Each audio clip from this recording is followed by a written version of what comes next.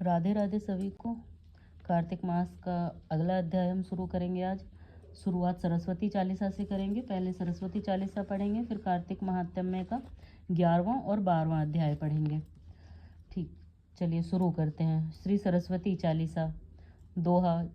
जनक जननी पद पद्म निज मस्तक पर धार, बंदो मात सरस्वती बुद्धि बल दे दातार।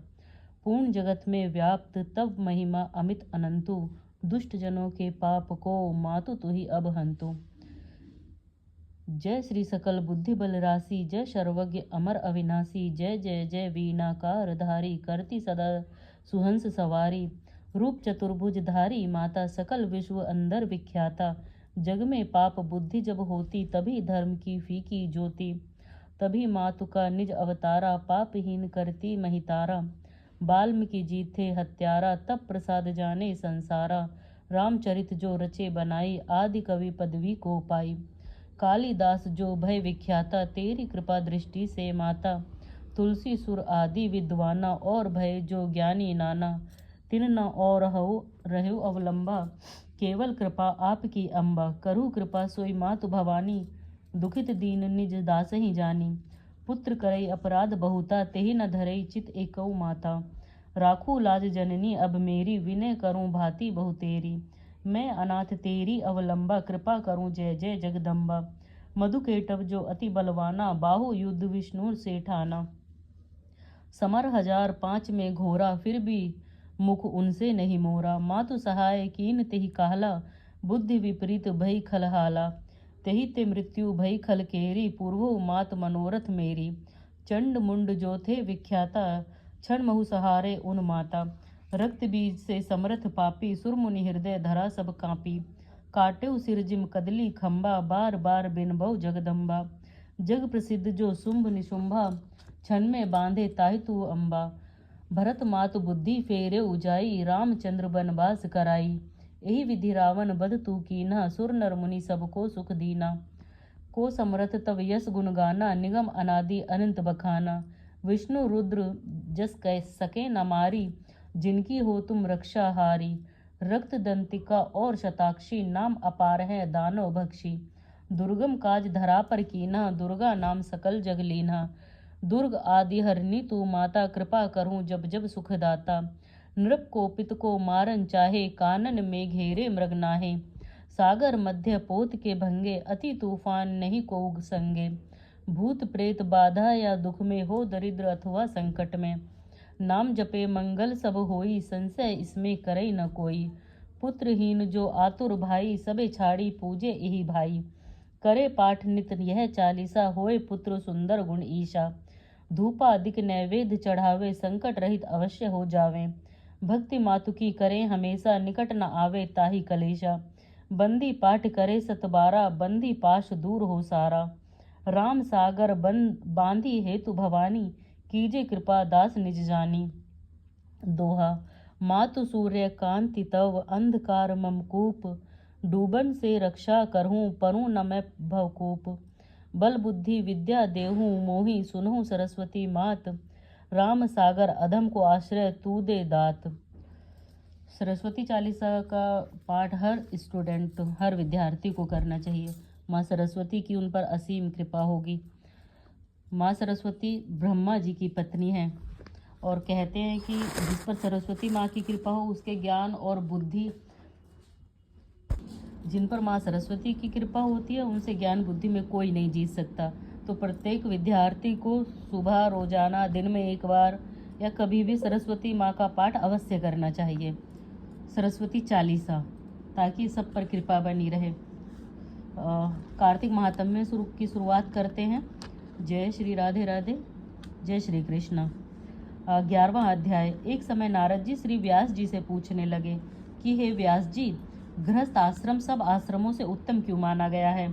तब व्यास जी ने कहा, जैसे सब नदियाँ समुद्र में आश्रय पाती हैं और सब जीव माता का आश्रय पाकर ही जीवित रहते हैं, 6 प्रकार के भिक्षुक, ब्रह्मचारी, सन्यासी, विद्यार्थी, गुरु पूजक, यात्री तथा जीविका रहित, ये सब गृहस्थों का ही आश्रय पाते हैं। फिर व्यास जी बोले, हे नारद, अब तुम अति पुण्य देने वाला एक पुरातन इतिहास सुनो। इस लाइन का मतलब है भिक्षुक, ब्रह्मचारी, सन्यासी, विद्यार्थी और गुरु पूजक, यात्री तथा ये सब जीविका पाने के लिए गृहस्थ के ऊपर ही आश्रित रहते हैं। कि अगर कोई गृहस्थी नहीं होगा तो इन सब को कौन भिक्षा देगा, कौन ब्रह्मचारी का पालन पोषण करेगा, कौन सन्यासी को आश्रय देगा, कौन विद्यार्थी को पढ़ाएगा। इसीलिए गृहस्थ जीवन ऐसा है जिसमें रहते हुए आपको सारे कार्य करने पड़ते हैं। उत्तानपाद राजा का पुत्र उत्तम था, जो बड़ा बलवान और मदिरा पीने वाला था। उसने बहुला नाम वाली स्त्री के साथ विवाह किया और राजा रानी दोनों ही अति प्रेम के साथ रहने लगे। एक समय राजा ने वैश्या का नृत्य देखते हुए मदिरा पान किया और रानी को भी मदिरा पान के लिए कहा, परंतु रानी ने उसका कहना नहीं माना। इस पर राजा ने क्रोधित होकर अपने अनुचरों को आज्ञा दी कि वह रानी को किसी निर्जन वन में छोड़ आए। तत्पश्चात राजा रानी के वियोग में दुखी तो हुआ, मगर उसने दूसरा विवाह नहीं किया और प्रजा का पुत्र के समान पालन करने लगा। एक दिन एक ब्राह्मण राजा के पास आकर कहने लगा कि हे राजन, कोई मेरी स्त्री का अपहरण करके ले गया है।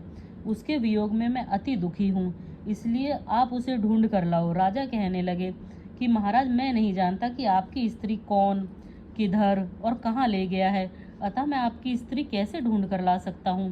ब्राह्मण कहने लगे, राजन, छठा भाग लेकर आप प्रजा के रक्षक हैं। मेरी स्त्री घर में सो रही थी, वहाँ से उसे कोई हर कर ले गया है। अब आपका कर्तव्य है कि आप उसे कहीं से भी ढूंढ कर लाएं।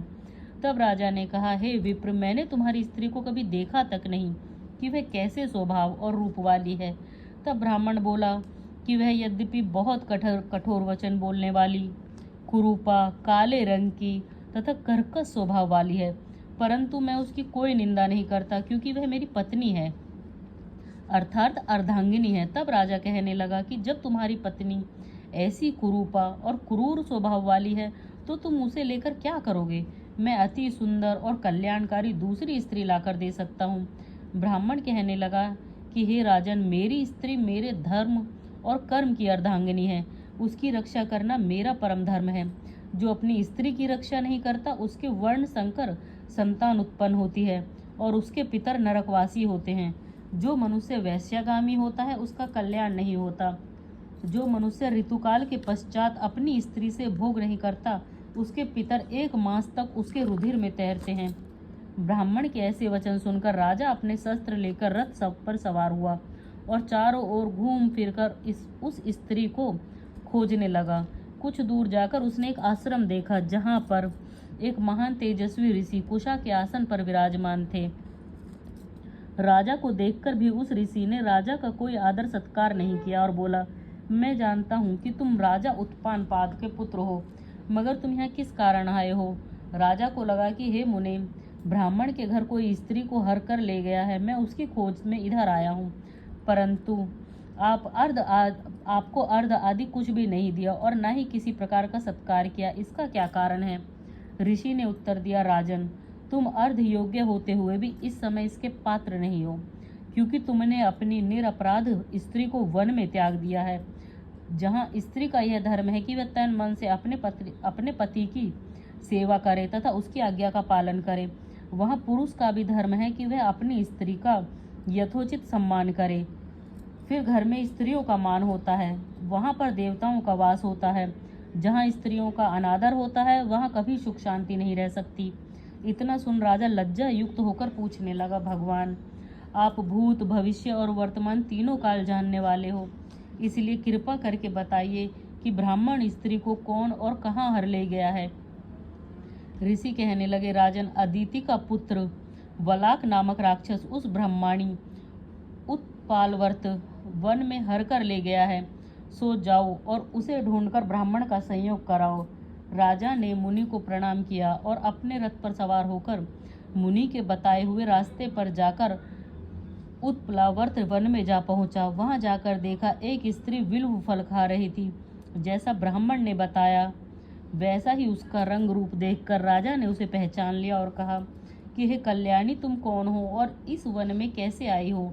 ब्रह्माणी बोली, मैं अतिरात्र ब्राह्मण की पुत्री और विलास पुत्र की स्त्री हूँ।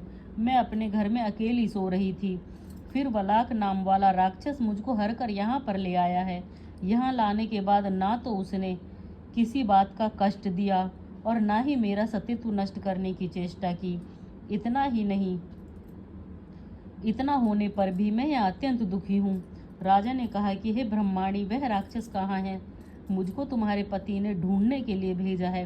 ब्रह्माणी ने कहा कि वह इस वन में अमुक स्थान पर गया है। तब राजा ने ब्रह्माणी के बताए हुए स्थान पर जाकर राक्षस को देखा।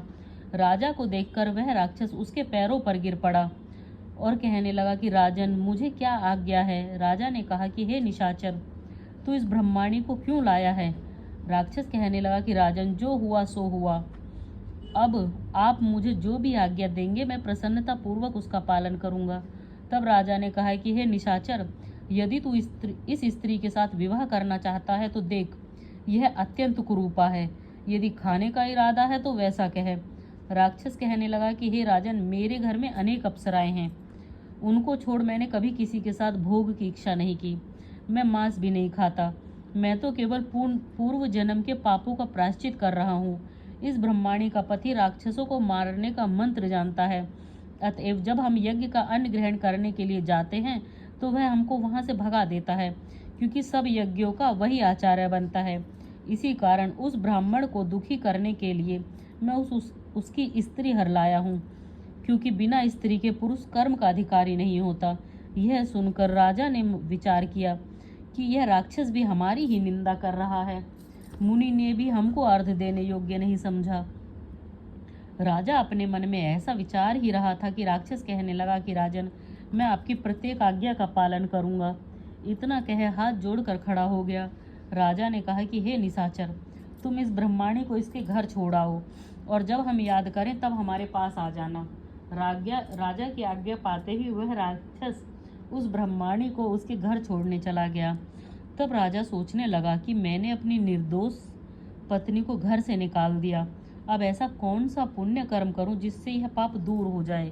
तब राजा पुनः उन्हीं मुनि के पास गया और उनसे अपना कर्तव्य पूछा। मुनि ने कहा कि राजन, पुरुष के लिए स्त्री धर्म, अर्थ, काम और मोक्ष सभी कुछ देने वाली है। स्त्री के बिना पुरुष को इस लोक तथा परलोक कहीं पर भी सुख नहीं मिल सकता। स्त्री चाहे कैसी खोटे स्वभाव वाली, मूर्ख, कुरूपा, रोगी और दरिद्री क्यों ना हो, पुरुष को उसका सम्मान करना चाहिए। राजा कहने लगा कि हे मुनि, मैंने अपनी निर्दोष एवं पतिव्रता स्त्री को बिना अपराध के त्याग दिया, अब मैं क्या करूं? तब मुनि ने कहा कि राजन, तुम्हारी स्त्री को शतापात नाम के नाग के वन में घूमते हुए देखा गया है। वह उसको पाताल लोक में ले गया है। उस नाग की नंदा नाम वाली एक कन्या उसने अपने घर में उसको छुपा रखा है। यह सुन राजा वहां अपने घर आया और ब्राह्मण को स्त्री सहित अपने घर में देखकर बहुत प्रसन्न हुआ। तत्पश्चात राजा ने वलाक नामक राक्षस को याद किया तो वह तुरंत ही राजा के पास आकर उपस्थित हो गया। वलाक को देख राजा ने उसे पाताल लोक अपनी स्त्री को लाने का आदेश दिया। उसके बाद वह वलास पाताल लोक गया और वहां से राजा की स्त्री लाकर राजा को सौंप दी। तत्पश्चात राजा रानी बड़े प्रेम से रहने लगे। नारद जी कहते हैं कि हे राजा प्रथु, हमने तुमको गृहस्थ आश्रम महात्म्य अति विस्तार से सुनाया है और अब क्या सुनने की इच्छा है सो कहो। कार्तिक महात्म्य 12वां अध्याय। यह कथा सुनकर राजा प्रथु कहने लगे कि हे नारद जी, आपने कार्तिक महात्म्य का बड़ा उत्तम फल कहा, अब कृपा करके तुलसी का महात्म्य भी कहिए। यह सुनकर नारद जी कहने लगे कि हे राजा प्रथु, प्राचीन काल में शहादी क्षेत्र में औरीपुर में धर्मदत्त नाम वाला एक ब्राह्मण था। वह बड़ा ही ज्ञानी, धर्मात्मा तथा ओम नमो भगवते वासुदेवाय इस मंत्र का जाप करने वाला तथा अतिथि सेवक था। एक दिन वह ब्राह्मण पूजा की सामग्री लेकर एक पहर रात्रि पर भगवान के मंदिर को जा रहा था। इतने में सामने से आती हुई एक भयंकर राक्षसी को देखा। बिल्कुल नग्न, सूखी देह वाली, आगे को निकले हुए बड़े बड़े और टेढ़े दांत, लाल नेत्र, घुर घुर शब्द करती हुई ऐसी भयंकर राक्षसी को देखकर भयभीत धर्मदत्त ने तुलसी मिश्रित जल उस पर फेंक दिया। उस जल के शरीर पर लगते ही उसके सब पाप दूर हो गए। वह हाथ जोड़कर धर्मदत्त के पैरों पर गिर पड़ी। तब धर्मदत्त कहने लगा कि तुम कौन हो और किस पाप के कारण तुम्हारी यह दशा हुई, मुझसे कहो। वह कहने लगी कि सौराष्ट्र देश में भिक्षु नाम का एक ब्राह्मण था। उसकी मैं पहली पत्नी थी और कलहा मेरा नाम था। मैं तो कभी अपने पति से मीठे वचन बोलती और ना ही उसको खाने के लिए अच्छे फल व भोजन देती थी। यह देखकर जब मेरे पति ने दूसरे विवाह का निश्चय किया तो क्रोध में आकर मैंने विष खाकर अपना शरीर त्याग दिया। तब यमदूत मुझको बांधकर यमराज के पास ले गए। तत्पश्चात यमराज को चित्रगुप्त मेरे अच्छे तथा बुरे कर्मों को बतलाते हुए बोले कि महाराज, इसने कभी कोई शुभ कर्म नहीं किया, सदैव अपने पति के साथ द्वेष करती थी। यह सुनकर यमराज ने आज्ञा दी, क्योंकि यह जिस पात्र में भोजन बनाती थी उसी में खाती थी, इसलिए इसको अपनी संतान को खाने वाली बिल्ली की योनि में भेजा जाए। यह अपने पति के साथ द्वेष रखती थी, इसलिए यह विष्ठा खाने वाली सूकरी की योनि में जाए। इसने आत्महत्या की है, इसलिए इसे प्रेत योनि में जाए। सो महाराज, मैं 500 वर्ष से इस योनि में फिर रही थी। भूख और प्यास से दुखी होकर एक वैश्य के शरीर में प्रवेश करके कृष्णा और वैनी नदी के संगम पर आई। जैसे ही नदी के तट पर पहुंची, विष्णु के दूतों ने मुझे वैश्य के शरीर से निकालकर बाहर फेंक दिया। घूमते फिरते अब आप मिल गए तो आपकी तुलसी मिश्रित जल से मेरे सब पाप नष्ट हो गए। अब कृपा करके यह बताइए कि इन तीनों योनियों से मेरा छुटकारा कैसे होगा। धर्मदत्त कहने लगा कि तुमको देखकर मैं अति दुखी हुआ हूँ। तीर्थ, व्रत, दान यह कार्य प्रेत योनि में नहीं हो सकते। तुम्हारे पाप अधिक और पुण्य बहुत कम है। हमने सारी आयु में जितना कार्तिक व्रत किया है उसमें से आधे पुण्य मैं तुमको देता हूँ, जिससे तुम उत्तम गति को प्राप्त हो जाओ।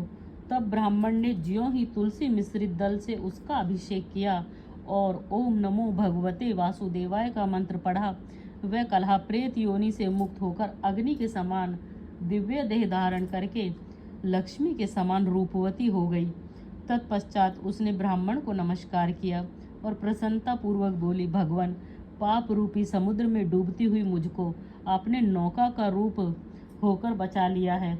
उसी समय भगवान विष्णु के दूत पुण्यशील तथा सुशील वहां आ गए और उसको विमान में बैठाकर वैकुंठ को ले जाते हुए धर्मदत्त से बोले, हे ब्राह्मण, तुम धन्य हो जो सदैव भगवान की भक्ति में लगे रहते हो। तुम्हारे कार्तिक व्रत के आधे पुण्य के प्रताप से ही इसको मुक्ति प्राप्त हुई है। हे विप्र, कालांतर में तुम भी राजा के कुल में उत्पन्न होकर वैकुंठ को प्राप्त होगे। 11वां और 12वां अध्याय पूरा हुआ कार्तिक महात्म्य का। कल 13वां और 14वां अध्याय पढ़ेंगे। मैं दो अध्याय इसलिए पढ़ रही हूँ क्योंकि इसके अध्याय बहुत ज़्यादा हैं और अगर समय से ये ख़त्म हो जाएंगे तो हम बाकी की और अच्छी चीज़ें भी पढ़ सकेंगे।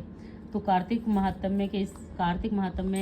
मास का महात्म्य आपने जाना, गृहस्थ आश्रम का महात्म्य आपने जाना और कार्तिक में स्नान करने का कितना बड़ा पुण्य होता है वो आपने जाना। तो सभी को कार्तिक स्नान अवश्य करना चाहिए।